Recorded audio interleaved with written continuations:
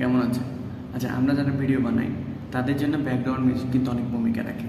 এখন আমরা যেখান থেকে পারি সেখান থেকে যদি ব্যাকগ্রাউন্ড মিউজিক ডাউনলোড করে লাগাই, তো সেই জন্য আমাদের অনেক সময় কপিরাইট ইয়া কপি ক্লেম চলে আসে। কিন্তু আমরা ওইটা না আসার জন্য কি করতে পারি? দুইটা ইউজ করতে পারবো। ফার্স্ট হচ্ছে ফেসবুক, সেকেন্ড হচ্ছে ইনস্টাগ্রাম। ইউটিউব ইউজ করলে কপিরাইট আসতে পারে, আসতে না পারে, এটা কিন্তু কনফার্ম না। কিন্তু ওই দুইটাতে ইউজ করলে আপনার কোনোভাবেই কপি ক্লেম বা কপিরাইট স্ট্রাইক কোনোটাই আসবে না। এখন আমরা সেটাই আজকে দেখব। চলুন তাহলে শুরু করা যাক। ফার্স্টে আমরা ক্রোমে যাব। আমরা ফেসবুক স্টুডিও চার্জ দিব। ফেসবুক স্টুডিও চার্জ দেওয়ার পরে একটু জুম করব। ক্রিয়েটর স্টুডিও ফেসবুক এটাতে ক্লিক করব।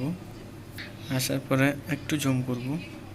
জুম করে এখানে আছে অল টুলস, ওইখানে ক্লিক করব। ক্লিক করার পরে এদিকে আছে মিউজিক কালেকশন, ওইখানে ক্লিক করব।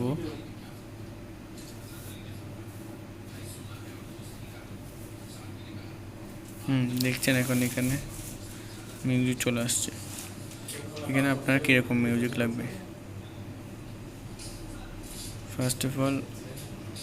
ফার্স্ট এখানে আছে আমরা কয় মিনিটের লাগবে আপনার মিউজিক। 3 মিনিট আছে, তো 2 মিনিট প্লাস আছে, 1 মিনিট আছে, 30 সেকেন্ড আছে, 1 মিনিট প্লাস, 2 মিনিট আছে, 2 মিনিট প্লাস আছে।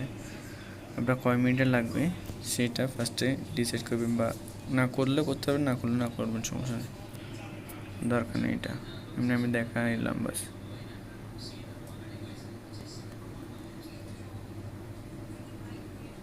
আমি 2 মিনিটের একটা দেখলাম, 2 মিনিট প্লাস।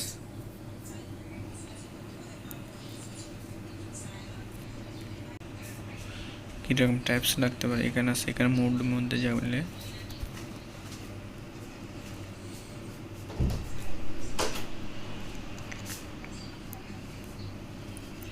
মোড আছে, মোডের মধ্যে গেলে আমি ইমোশনাল দিলাম।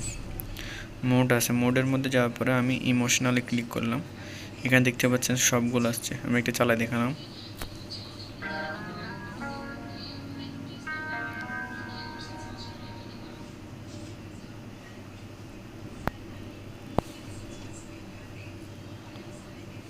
স্টপ করলাম।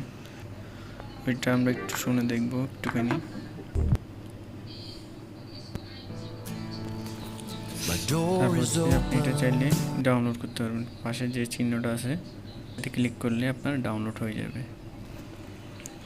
এরপরে আসছে যে সাইডের এটা আছে, এটাতে ক্লিক করে দেখতে হবে আপনার ক্রেডিট দিতে হবে, ক্রেডিট দিতে হবে না। আপনার ইচ্ছে দিলে দিতে পারেন, না দিলে না দিতে পারেন, সমস্যা নেই। ক্লিক করলে কপিতে ক্লিক করলে তাহলে কপি হয়ে যাবে।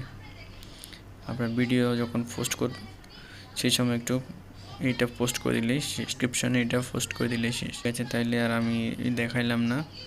এখানে আমার গ্যালারিতে সেভ হয়ে গেলাম, একটু দেখাই ক্রোমে। আমি আবার ওইখানে গিয়ে এডিটিং করে দেখাইলে আমার অনেক লম্বা ভিডিও হয়ে যাবে, তার জন্য আমি দেখাইলাম না। দেখুন আমার অডিও ফাইল ডাউনলোড বলে লেখা উঠলো, দেখছেন সেভ হয়ে গেল। এখন আমরা শুনে দেখব।